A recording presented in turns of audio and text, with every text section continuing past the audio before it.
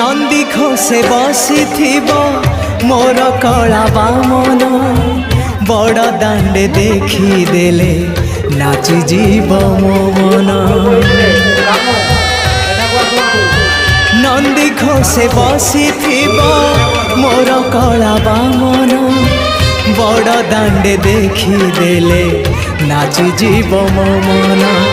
रथ टाणुथिबी जाणुथिबी धन्य मु चिठी लिखिची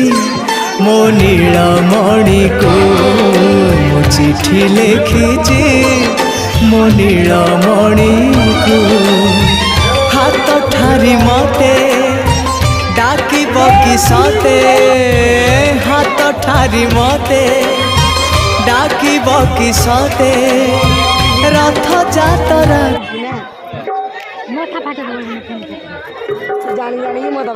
ये संकल्प होइतिले कान्नु एठाकु आसंतु कान्नु जल्दी जल्दी एठाकु आसंतु